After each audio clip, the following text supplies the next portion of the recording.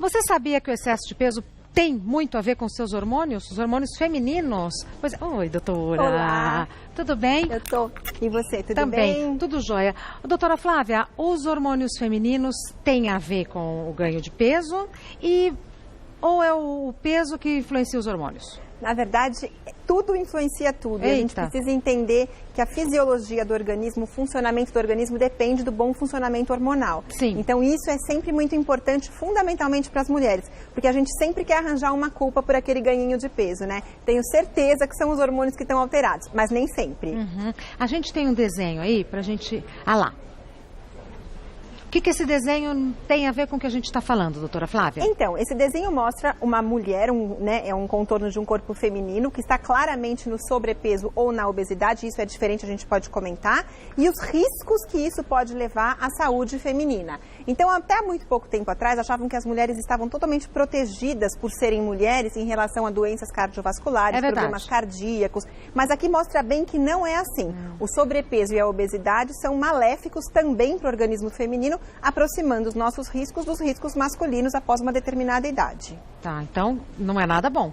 Em absoluto, Não precisa tem ser ponto combativo. positivo. Não tem ponto positivo. Qual a diferença de obesidade e sobrepeso? Então, na verdade, existem faixas onde a gente calcula o índice de massa corpórea, que é uma relação entre o peso e a altura da mulher, no caso, e essa faixa vai ser caracterizada. Existe o peso normal, quando essa faixa dá até 25, entre 25 e 30 ela é caracterizada como sobrepeso e acima de 30 como obesidade. Então é uma tabela. É uma tabela. Então você vai fazer um cálculo entre o peso e a altura da paciente, fazendo uma relação entre as duas e calculando exatamente, vendo em que ponto que você se encontra. Tá.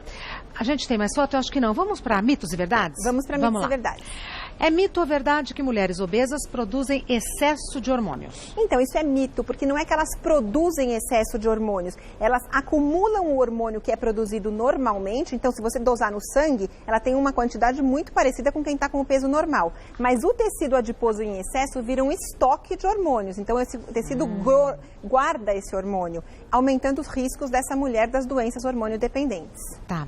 É mito ou verdade que a alteração dos hormônios da tireoide não interfere no ciclo menstrual? É mito, porque interfere profundamente. Todo mundo sabe que quem tem problema de tireoide tem problema menstrual também. Fundamentalmente, os problemas em relação à ovulação. Então, mulheres, principalmente quem estiver tentando engravidar, pensem com bastante cuidado. Se tiver um pouquinho difícil, um dos hormônios mais importantes a serem dosados são os hormônios da tireoide, que interferem no fenômeno da ovulação e, portanto, no ciclo menstrual. Perfeito.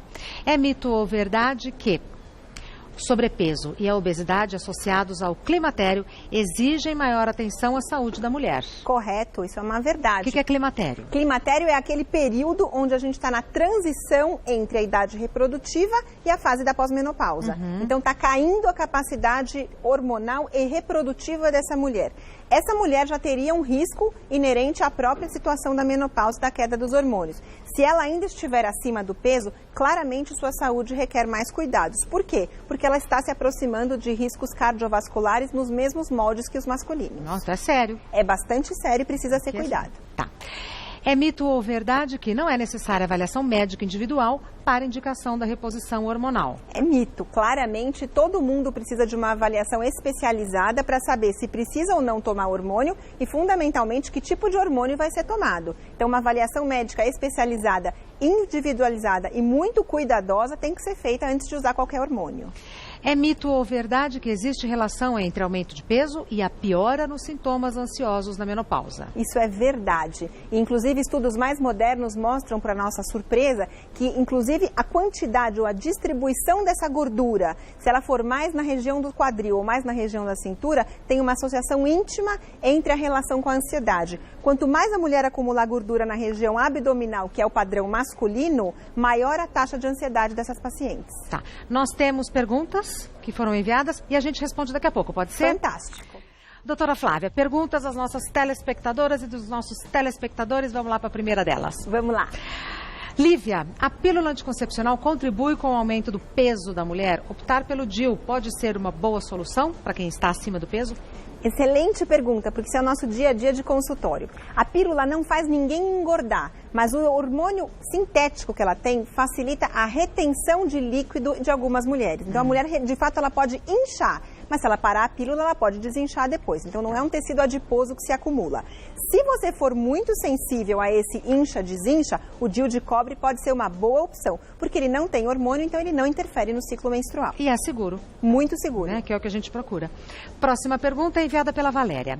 Estou entrando na menopausa, sinto muito frio, mesmo no verão, e minha pele vive gelada. Como tenho hipertiroidismo, esses sintomas contrários acontecem porque eu sou muito magra?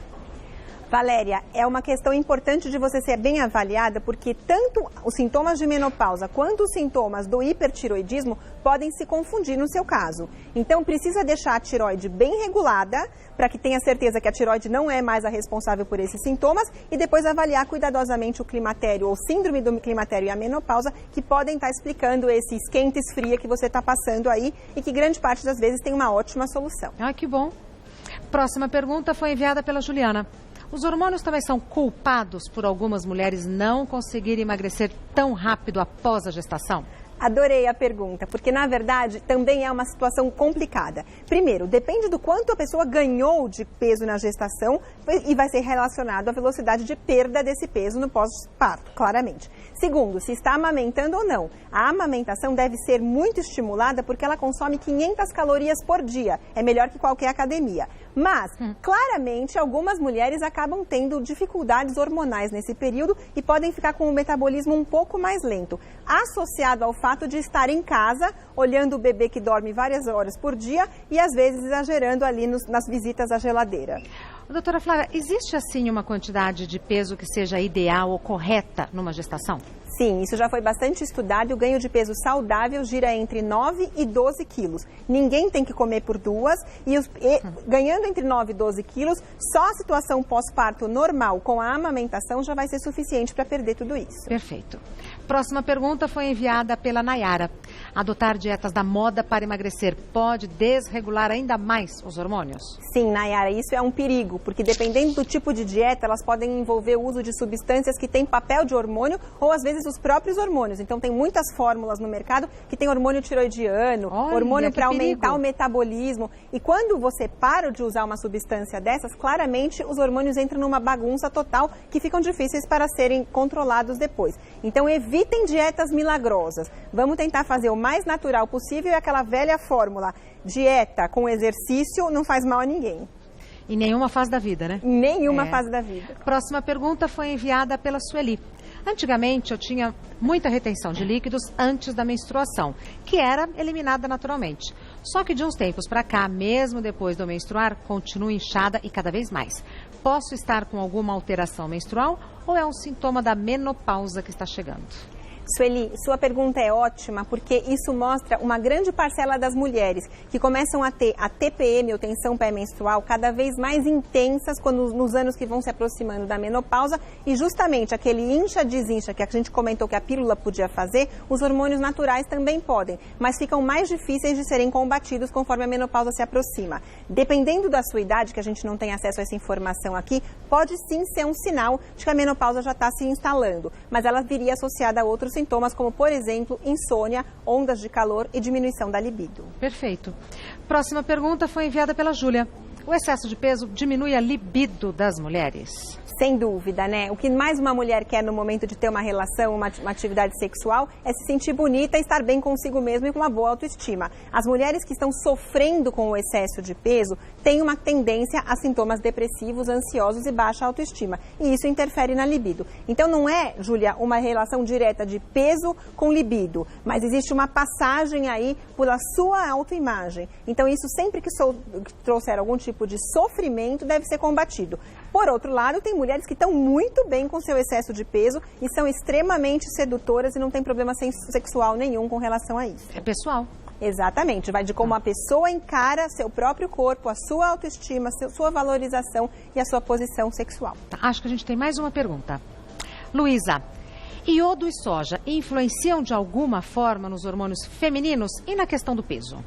Sem dúvida. Essas duas substâncias, na verdade, têm tudo a ver com a função hormonal. Iodo diretamente com a função da tireoide e a soja com a função dos hormônios femininos, porque ela consegue equilibrar um pouco a deficiência de estrogênio das mulheres na perimenopausa.